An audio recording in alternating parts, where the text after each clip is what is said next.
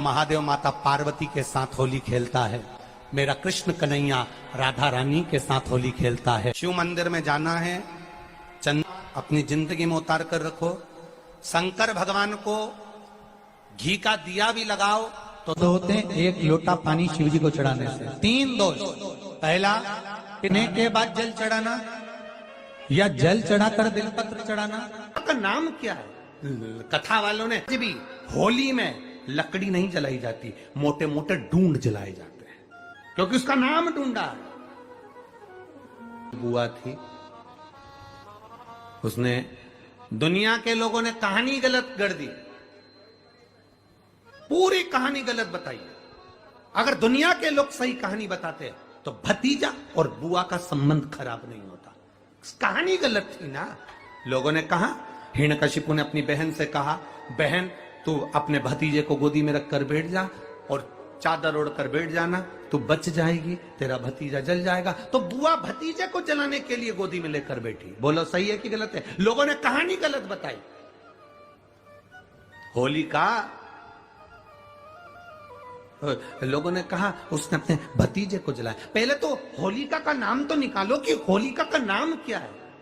कथा वालों ने कह दिया हिरण्यकशिपु की बहन थी होलिका, वो अपने भतीजी प्रहलाद को गोदी में लेकर बैठ गई। वो प्रहलाद को हाथी के पांव के नीचे डाला, खोलते तेल में डाला, अग्नि में डाला, इसमें डाला, उसमें डाला, नहीं मरा। आखिरी में अपनी बहन से कहा होलिका तो अपने भतीजे को गोदी में लेकर बैठ जा। पहले उस होलिका का असली नाम तो लाओ, जिस होलिका का नाम विष्णु पुराण में ढूंढा लिखा है। क्या नाम लिखा है? ढूंढा। होलिका का असली नाम लिखा है विष्णु पुराण में ढूंढा। इसलिए आज भी होली में लकड़ी नहीं जलाई जाती, मोटे मोटे ढूंढ जलाए जाते हैं, क्योंकि उसका नाम ढूंढा है। और ढूंढा बैठी अग्नि में, भतीजे को गोदी में लेकर बैठ गई। उसके पास में एक ब्रह्मा जी की चादर थी, जिसको ओढ़ कर बैठ जाती थी तो आगी में जल नहीं सकती थी। ढूंढा ने देखा चारों तरफ से आगी लग गई, मेरा भतीजा जल जाएगा। तो बुआ को लगा मेरा भतीजा जल जाएगा। बुआ वो होती है जो दुआ देती है, बुआ कभी बद्दुआ नहीं देती है। और ढूंढा ने अपनी चादर को उतारा, आगी चारों तरफ से लग गई। बुआ को लगा मेरा भतीजा जल जाएगा, तो अपनी चादर उतार कर अपने भतीजे पे डाल दी और बुआ खुद जल गई, पर अपने भतीजे को नहीं जलने दिया। ये कथा है, पर लोगों ने उसको पूरी पलट दिया, पूरा पलट दिया। बुआ कब जलाई अपने भतीजे को? आप में से इतनी सारी बुआ बैठी हैं, कभी अपने भतीजे को अपशब्द कहा? कभी अपने भतीजे को श्राप दिया? कभी अपने भतीजे को बद्दुआ दी? नहीं। जब भी बोलती हो मेरा भतीजा खूब फले फूले, भगवान कृपा करे मेरे भाई जैसा नाम कमाए, मेरा भैया कितना नाम कमाता वैसा मेरा भतीजा नाम कमाए। तो भतीजे को चाहिए जब बुआ घर में आए तो अपने मम्मी पापा से कहना, पापा मम्मी 2 साड़ी देना, क्योंकि अब मेरी नौकरी लग गई है, मैं कमाने लगा हूं, मैं कमा रहा हूं, इसलिए मम्मी एक काम करना, 1 साड़ी पापा देंगे अपनी बहन को और 1 मैं दूंगा अपनी बुआ को। तो मम्मी कहेगी तू अपनी बहन को देना, बुआ को क्यों दे रहा है? तो कह देना अगर आज मैं दूंगा तो उसके भी भतीजे उसको देंगे। ये हमारे यहां क्रम चालू होना चाहिए।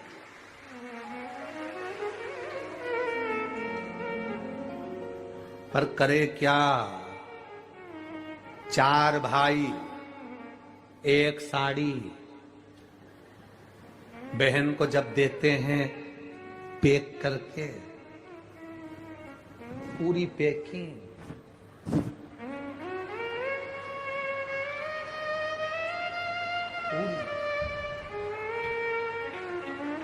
अच्छी बढ़िया वाली साड़ी। अगर ढीली ढीली दिखे तो उसमें कपड़ा भी फंसा दे, कागज जोड़ और पैकिंग करके। और 4 भाई 1 साड़ी, चारों भाई राखी बनवाने के बाद ऐसे हाथ लगा के देते हैं जैसे पूरे पुणे की प्रॉपर्टी दे रहा है, पूरे पुणे की प्रॉपर्टी।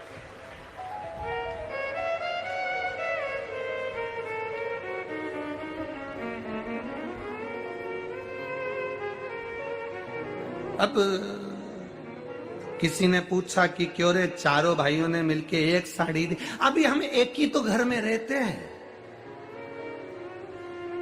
सब एक हैं।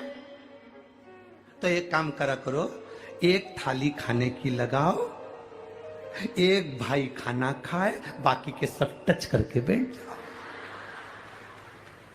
एक ही जगह तो रह रहे हो, एक ही थाली में काम। तुम्हारे टच करने से 4 भाई का एक साड़ी में हिस्सा हो गया, तो तुम्हारा समोसा तुम खाओ, बाकी के 3 भाई टच करके बैठे, पेट नहीं भरा है।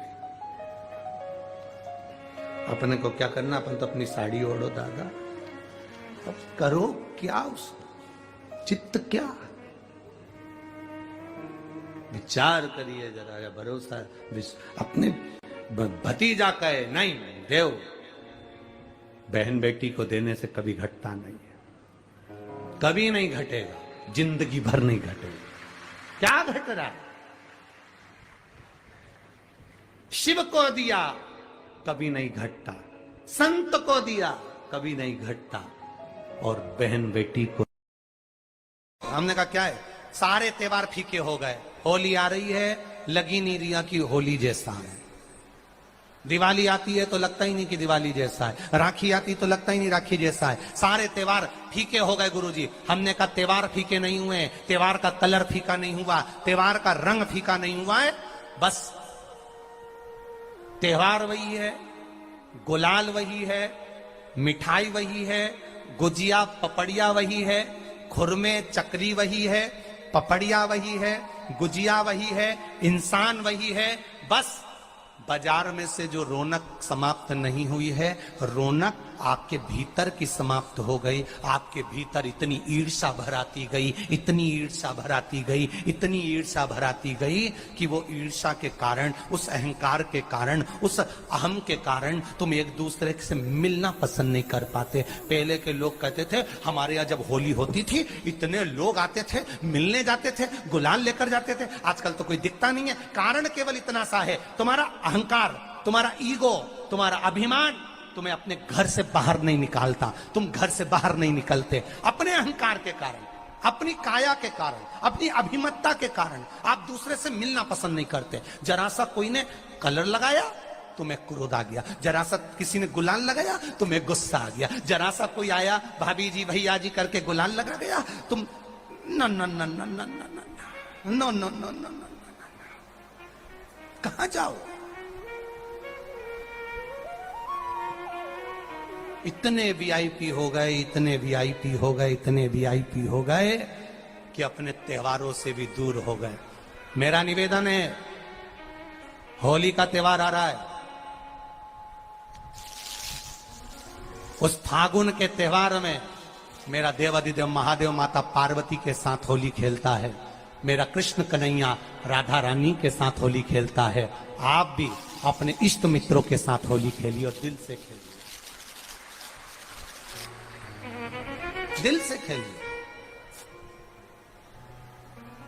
हृदय से खेलिए, भाव से खेलिए, दिल से त्योहार मनाइए। He is hot.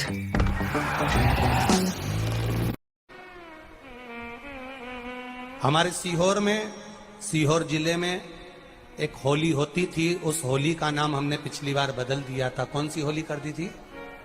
महादेव की होली।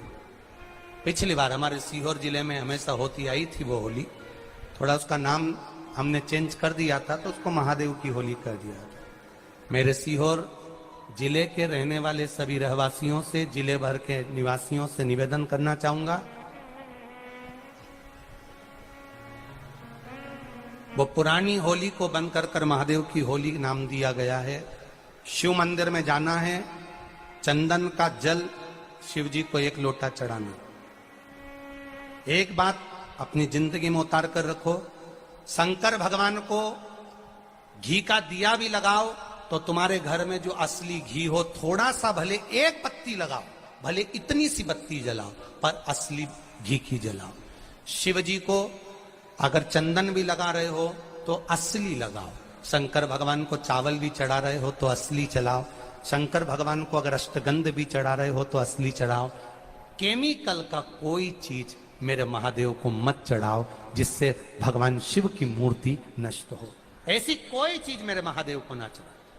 अगर शंकर भगवान के साथ आप होली खेल रहे हो तो चंदन का पानी शंकर भगवान को चढ़ाइए, अष्टगंध का जल भगवान शिव को चढ़ाइए। भगवान शिव की भक्ति अपने अपने शिवालय में जाकर, मेरे सीहोर नगर के सारे निवासियों से कहना, सीहोर जिले के वासियों से कहना, हमारा आना मूल नहीं है। ये तो 5 मंदिर जाते हैं, एक नियम है, नहीं तो उसका कोई शोभा यात्रा या जुलूस का क्रम नहीं। 5 मंदिर में जाकर शंकर भगवान को चंदन का जल चढ़ाना, ये मूल है। महादेव से होली खेलना।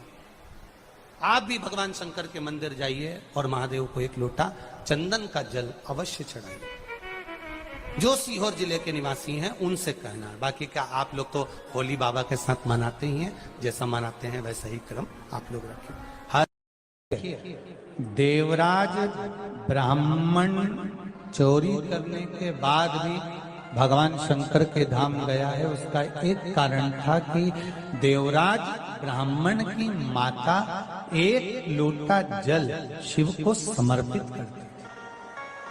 कितना जल? जम के बोलिए जरा, एक लोटा। और आप सबको कहूंगा, शिव मंदिर में प्रतिदिन एक लोटा पानी, एक लोटा जल अवश्य अवश्य चढ़ाना।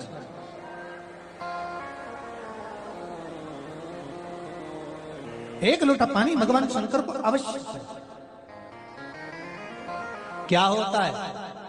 3 दोष समाप्त होते हैं एक लोटा पानी शिव जी को चढ़ाने से। 3 दोष। पहला पितृदोष, दूसरा वास्तु दोष और तीसरा कालसर्प दोष।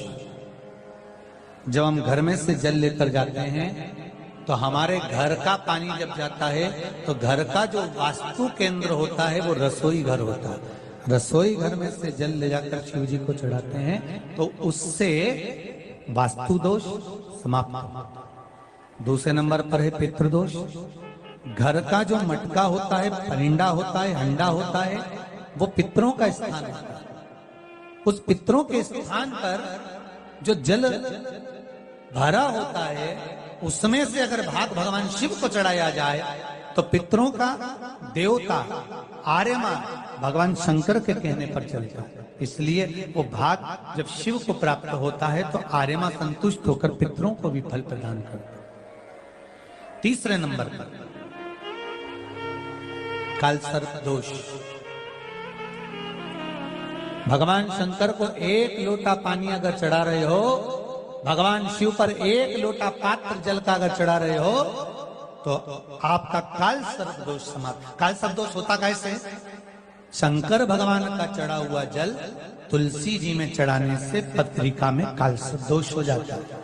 जैसे माँ जो होती है ना, घर की जो माँ होती है, अगर गर्भ में बच्चा है, गर्भ में संतान है, और वो शिव जी पर अगर एक लोटा पानी जैसे शंकर जी पर जल चढ़ाया, थाली में सारे भगवान को निला लिया, गणेश जी, देवी जी, शंकर जी, सारे देवताओं को एक ही थाली में रखकर स्नान कराकर वो शंकर का चढ़ा हुआ जल जब चढ़ाया जाता है तुलसी जी में ले जाकर लोग डाल देते हैं, उससे जो बच्चा जन्म लेता है उस बच्चे की पत्रिका में कालसर्प दोष आ जाता है।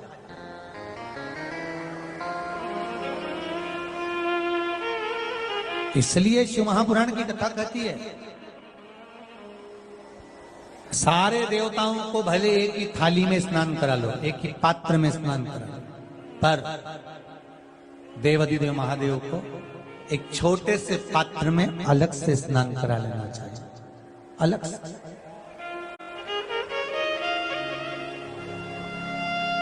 और उस पात्र का जल शिव जी को समर्पित करा हुआ जल तुलसी जी में नहीं डालना। तुम्हारे घर में जो पौधा हो आप उसको उसमें समर्पित कर दो। जैसे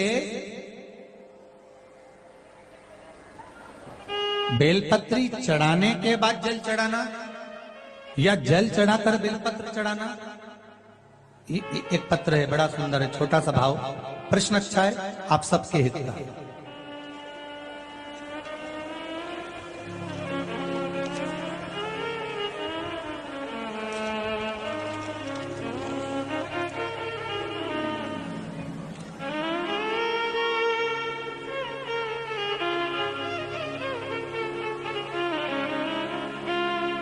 गुरुदेव, दूध, कच्चा दूध केवल शिवलिंग पे चढ़ाना चाहिए या पूरे शिव परिवार पे चढ़ाना चाहिए? प्रश्न अच्छा है। दूध केवल शिवलिंग पे चढ़ाना चाहिए या जो शिवलिंग के आसपास में सभी परिवार विराजमान होता है उस पे भी चढ़ाना चाहिए? अगर लिंग पुराण आप उठाकर देखेंगे तो लिंग पुराण में एक बड़ा सुंदर संवाद आता है जिसमें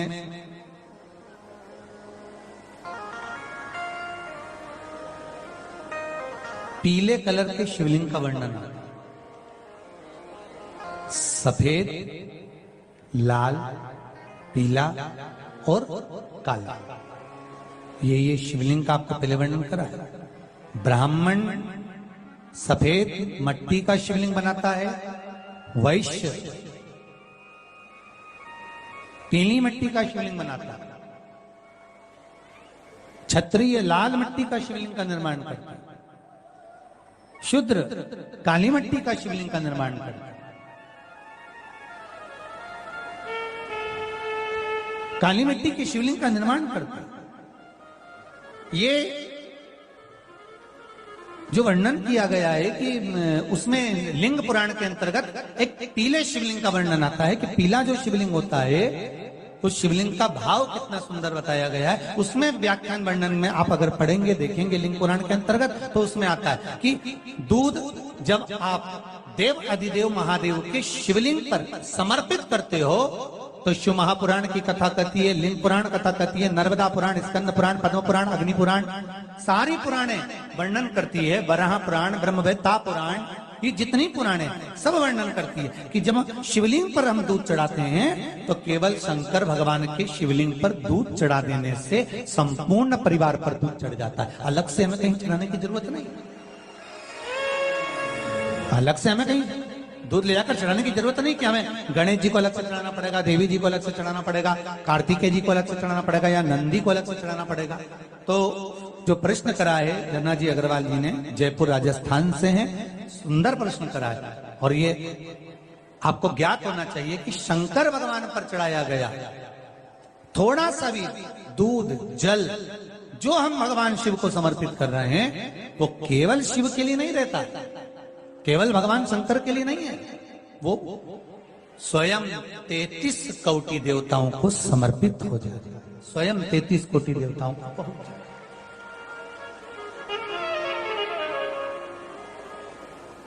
अलग से देने की जरूरत नहीं है।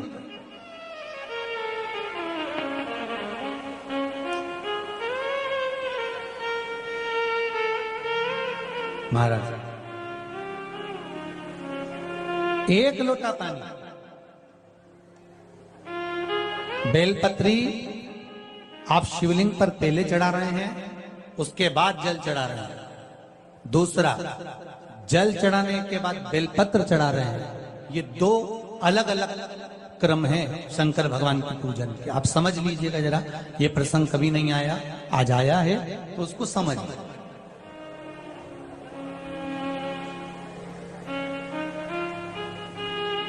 पहले बेलपत्र, उसके बाद में जल जो चढ़ाया जाता है ये रोग मुक्ति के लिए चढ़ाया जाता है। काय के लिए चढ़ाते हैं अपन?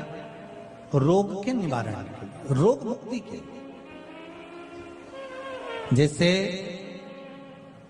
कोरोना महामारी के अंतर्गत अपन सबने स्मरण किया ऑनलाइन शिव महापुराण में कि एक वर्णन किया था कि अगर ज्यादा स्वास्थ्य गड़बड़ हो रहा है तो एक लोटा दूध था और एक लोटा पानी बेलपत्र रखकर फिर चढ़ाने का उस समय पर वर्णन किया था। आप लोगों ने, कई लोगों ने उसको किया भी और उसका लाभ आपको मिला। उसी तरह आप शिव मंदिर में जाकर दर्शन करेंगे तो दो चीजें अपने को दर्शन करने को मिलेगी। एक भक्त आता है शंकर जी के मंदिर में, लोग भाव से पहुंचते हैं तो पहले वो क्या करते हैं, पहले बेलपत्री चढ़ा देते हैं फिर जल चढ़ा देते हैं। और एक भक्त जो शिव मंदिर में पहुंचता है पहले जल चढ़ाता है फिर बेलपत्र चढ़ाता है। दोनों का अलग अलग क्रम है, दोनों का अलग अलग भाव वर्णन है। पहला, अगर बेलपत्र चढ़ाया है और उसके बाद अगर आप शंकर भगवान पे जल चढ़ा रहे हो तो ये रोग मुक्ति के लिए होता है। जैसे बड़े रोग किसी को हो जाए, रोग किसी को घेर ले, तो वो बेलपत्री चढ़ाने के बाद फिर जल चढ़ाएगा तो उसको रोग थम जाएगा और फिर वो रोग आगे नहीं बढ़ेगा।